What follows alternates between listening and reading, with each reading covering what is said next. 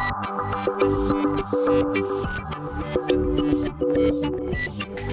and welcome to my playhouse, and today I have a visitor.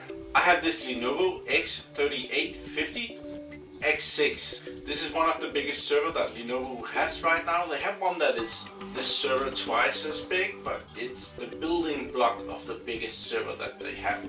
And they lent me this one so that I can show it to you and play around with it. Thank you very much. So while I'm talking to you, you might as well go down here and find the like button and check out the comments if anyone is asking something smart that you want to reply to, or maybe you have a question of your own while I'm going through whatever we can find here. I will try to get back to you. Otherwise, everybody is welcome to go down in the comments and see if they can answer some of the questions. Let's have a look at this very nice server. Here's the front of the server, and this server is a bit special because it's not meant for opening up on top. It's meant for everything going on out the front or out the back.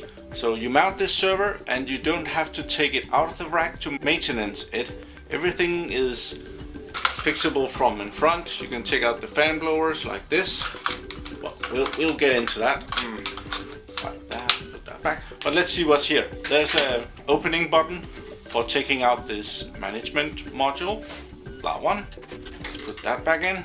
Then there's a display. It's very similar to the display that I had a look at the IBM/Lenovo x3650 Model 5. When we get power on this, I'll see if this works. This is a demo model that I think I've actually had this presented to me twice at different Lenovo events. This time I get to lend it. I'm pretty sure that there used to be a kind of a push out thing here with a lot of information on it, and that one is missing. There's a slot for it here for an information card to come out. I'm missing that one. I've been looking for it and it's not there. Then there's space for hard drives. These are exchangeable. You can get different sorts of hard drives. Right now this is equipped with hard drives 2.5 inches, and I'm having a lot of difficulty switching these in and out. And this time I actually got hard drives with the server, and I even got some fairly nice ones. These are solid state drives, 240 gigabytes. So if this server works, which I have no idea if it does, we can play with those. But this server has room for 4 hard drives. The top one is just well, you know, blinder. So there's not room for anything up there, but it's possible to put in 4 hard drives in this one. Only have 2, but that's. Then we have the power on button, we have the light tower button, we have a button for, it's not a button, it's a light diode, some kind of action. I'm not sure what this does. And we have the attention, something is wrong, see me, see me, see me. We have some light diode down here, 11, 12 and bridge, BRD. I'm guessing that's bridge, I'm not sure yet.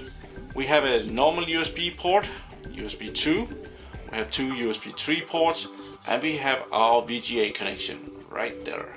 That's about it, except there's a very important thing over here. It now says Lenovo. This is a branded server, or they have actually, when they built this, it was an IBM, but it's patched to be a Lenovo server. So this is how far we have gotten. The last one I borrowed, it was only the box I think said Lenovo. All the server parts still said IBM, but now it actually does say Lenovo, and they changed a piece of plastic over here. So we're getting there. Let's go around and see the back. Okay, back of the server, and it's very modular built up around here. Most of you probably know that everything that is marked with orange is hot pluggable. So this is an orange thing, and that can be changed while the server is running. So can all the power supplies, which are down here. These are 1400 watt power supplies. They're rated as an 80 plus platinum, and that has to do with how power efficient they are. The server has 4 of them, and that's for redundancy. It can probably run on 2. I don't know if we're gonna check that, but otherwise we have some bays here. These are not hot pluggable, and these are just These are just fillers. There is no beige in this demo model, but that's available. You can get beige, and that's for PCI IO cards. There's a big bay here, and it's not optional. It comes with the server. So you get one if you buy the server, then there's the possibility of getting 2 others. And you can even get some that's longer, they will stick out some bit, and that's for putting in graphics cards into the server. But otherwise, I see I get probably a 10 gigabit Ethernet adapter. I don't have anything here at my PlayHouse that can do 10 gigabits, so I'll have to see if I can put in a normal Ethernet network card with 1 gigabit. We'll check that when we get to it. Then we have a serial connection, which is it's a bit odd. This is a very new, big and powerful server. I have no idea why it has a serial connection. It might be, well, it can still communicate with an UPS, if that was what you want. Over here we have some USB ports, 4 of them, normal USB 2 ports. We have the IMM connection to manage this server. We have a VGA connection on the back. We have 3 light diodes here. We have a power on thing. We have the light tower, and we have the attention see me, something is wrong. And then there's a little connection there. I'm not sure what that is. I have a slight problem with this server. I'm really used to having a lot of information on the LED of the thing.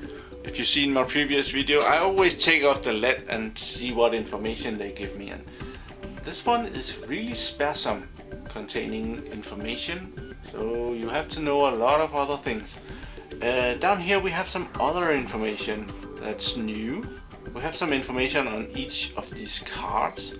We don't used to get those.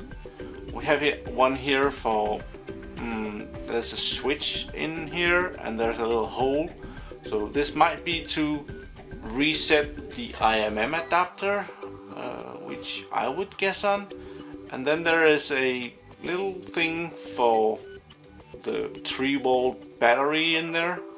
Never seen that one before either. So, well, yeah, let's take it apart. This is a very powerful server, and it has 4 CPUs inside. This one is fully equipped with CPUs. You can start with this server with just 2 CPUs, and these are called books, or Lenovo/IBM call them books, and they're processor books. This one is the management book thing, and on the back they have the IO books. But to get these out, you remove the top fan. Let's take this one like this. You pull that out, and there's a little orange here. That means that this is hot pluggable. Put that over there.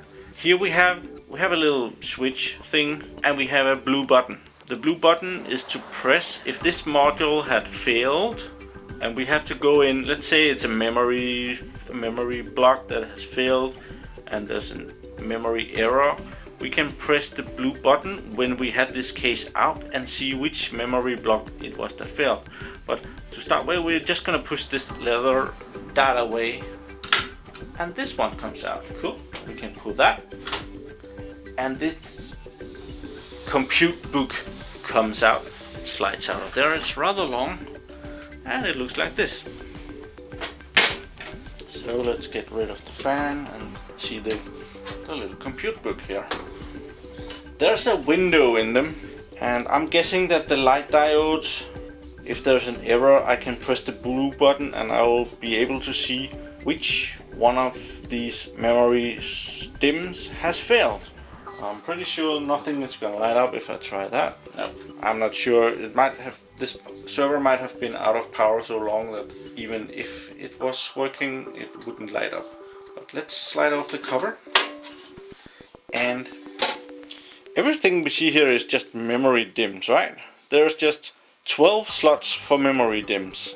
Is that correct? That is correct. There's 12 of those, and these memory DIMMs that are in here are like 16 gigabytes. So This side contains 64 gigabytes of memory, and on the cover here is how the memory DIMMs are put in. I have no idea if this is the correct way right now, so before I power on the server I'll have to go through and check if the DIMMs are in the right order, if this is the way that the server wants to see them. That's the memory DIMMs, but on the other side there's exactly the same thing. There is also memory DIMMs. And the processor is down here. And there is some of the explanation on how this works. There's an instruction of how to remove the processor. There's instructions to how to put in memory DIMMs. There's instructions how to press the light path diagnostics to see if there's an error, and there's 1, 2, 3 light path power. Microprocessor error board. We can try and put this in and see if we are in luck. So down here I should see some lights. I'll just try and press that. Yeah, there's a little light diode there. There's not much light in that one. Might have to turn off the camera light. There, and if I press that, there's a little green light diode. That means that there's power on the system. So far so good. But this thing has something else that Lenovo/IBM is very proud of, and this is these DIMMs. And this is a piece of, it looks like a memory block, but you can see it's very different from what we used to see in memory blocks. This is actually a storage device that's in the server's memory slot. And what they're bragging about is that this is really fast. I don't know how big this one is. Actually, it says right here it's a 400 gigabyte storage device. So that's big. There's two of those. There's one over here too. So there's 800 gigabytes of storage directly attached to the memory bus. And these are, it's flash storage, and they're bragging about 150,000 IOs, I think. I really want to see if that works. I have no idea how to do that, but well, we'll wait for that until I get some power on this. But these are cool. If this system works, it's pretty nice. And they say that they're not that expensive, so of course they have to say that. But otherwise there's the processor. I'm not gonna take that out. I know how much these processors cost. To break one of those would really ruin my life. Also on this side there is the 12 slots of memory DIMMs, and also here it's 16 gigabytes DIMMs that are in, so another 64 gigabytes on this side. So each of these are, as they stand here, equipped with 128 gigabytes of memory, and there's 4 of those. So this server comes with half a terabyte of RAM. Pretty cool. The idea behind these are that the chassis, the idea behind this is that the chassis is mounted and then you just exchange these. When this is generation 2, I guess, of this server. I still don't know what processor is in these. It might be a generation 3, it might be a generation 2, but let's just say that the generation 4 comes. Then you can exchange this box. You have to do that 4 times because there are 4 of those boxes. You might be able to take the memory and put over in the new box. If this is DDR4 RAM, it's probably not, but if it was, you could take this memory and put it into the next generation, so that only this box would be exchanged. So it would really mean that maintaining your servers in the data center, it wouldn't take long to upgrade this server from one to another server, because all the storage devices down here, it might be the same. You could just exchange the compute books here and the server would be up and running with a brand new processor. Well, now that I have this out, I might as well check the memory blocks if they're in the right order. It says that the 2 first blocks to put in, are number 9 and number 15. Let's check number. Any chance they have put numbers on these? Oh yeah, there's a little label down here with white text on it that tells me what DIMM number this is. So this is DIMM number 6. Up here is DIMM number 1, 2, 3. So if I have to find number 9, it should be over here somewhere. 7, 8, 9. There's something in number 9, that's cool. Number 15 should be on the other side then. So we can turn this around. Oh! Well, yeah. That might be the easy way to do it. Just leave the cover on and see that there is something in number 15. Okay. The next two are number 6 and number 24. So down here I can see there is something in number 24. So then I just have to check number 6. Which one is number 6? That's... where is number 6? It's down here. I'm not sure if that's correct, because that's one of the storage DIMMs. Oh, no. Well, that's not that great. Number 6 is actually hidden down beneath the drawing. You can't see that with the lid on. This one looks like it's number 6, but it's really number 5. So, but this is number 6 and there is something in it, so that's good. Well, I'll mess with this off camera. Here are the Pci Expansion cards. There is 4 of those. I think this is Lenovo's own thing. You can buy some cards for the Lenovo servers that use their own card slots. It's slot 10 ml. Well, yeah. I don't think you can mount a graphics card down there. Let's unmount this. Yeah, sorry, it's X16. You can't actually mount a graphics card there. This would never work because it's sticking out, but it goes into the slot. So these are not X8, they're X16. So graphics card sizes. Well, let's see what we got here. Do we get a 10 gigabit? Yeah, once again the markings are non-existing. No idea what this is. We're not going to be using that. Maybe we can see. I intend to install VMware on this server. And I have a normal 1 gigabit Ethernet card here. It has 4 out ports. So we're going to put that in too. There. And that's all into place when it goes into the server. That's great. Down on the system board here, there's the option of putting in a USB stick. Right there. There's the 3-volt battery. Maintain the BIOS and stuff. These servers does not come with a network adapter at all. You have to put the network adapter in here. There is no network on the back of it. So it doesn't come with 1 gigabit LAN or 10 gigabit LAN. That's all something you have to buy separately. And Lenovo says that that's because everybody wants something different. So it's better for them just to get what they want instead of us putting in something and you not using it or you wanting something else. There's really not much down here. It's just a lot of little chips. Underneath the fan blowers are the connections out to the back. Now we're going to install the network card. And that looks something like this. So let's put this back.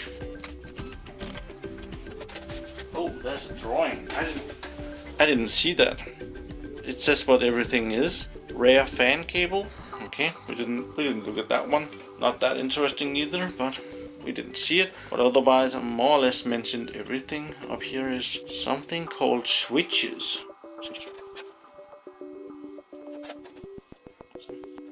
Okay, there's a couple of these switches. There's a couple of depth switches on the bottom beneath the cards. So to get to those, you would have to remove the cards, and you can reset different stuff. You can reset the power on password override, or you can use the power on password override. And there's a UEFI backup page, something recovering the BIOS. There's a switch reserved and there is a switch 2, which this did not say what that was. Let's put this back in.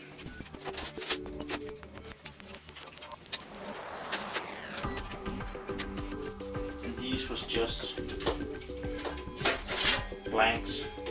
This server comes with a special feature. It comes with carry-on handles built into the chassis, and there are 4 of those. There's one down here too. So when you're moving it, you can pop the handles, and there's a handle for each of the 4 persons that Lenovo/IBM thinks that you need to carry this server.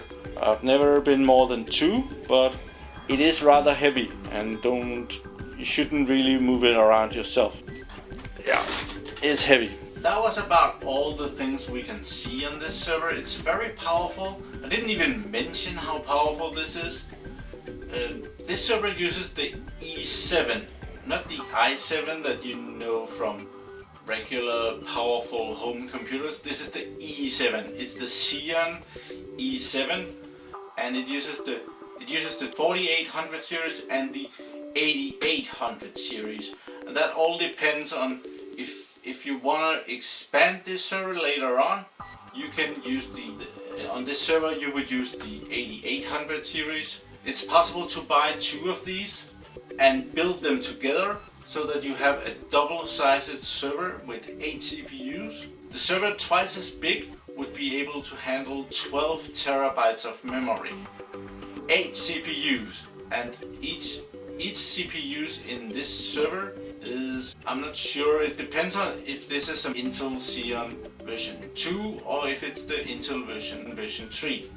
If it's the model 2, the maximum number of cores in a CPU is 15 cores. If it's the model 3, it's 18 cores. So this server, it might be 60 cores or it might be 72 cores inside one server. The maximum right now in this server should be 72 cores, 6 terabytes of memory. And you need the big wallet when you go shopping for that one. Also, you can get the expansion cards on the back and get all the, well, if you fill up all the memory banks with the 6 terabytes of memory, you cannot get the solid state drives that goes into the memory slots. Then you have to go with the base out here. These are exchangeable. You can take out these 2.5 inches drive base, and you can get the smaller base for the solid state drives, the really thin ones. I think you can put in 8 of those in a bay like this. So instead of 2.5 inches, 4 of those, you can put in 8.8 inches solid state drives in here. So you can get some storage. It's not a storage server. They do tell on their pages how much storage you can put into this, but in my point of view, this is just for booting. Then you connect your storage to the back. It might be a very big powerful SAN that you got. Buy servers this big, you have a big powerful SAN with powerful iSCORE, fiber optic, powerful SAN. Well, I hope you got something out of this. Thank you very much for watching my videos. Do subscribe to my channel so that you can see me again. Visit me over at Google+, and have a really nice day. Bye bye.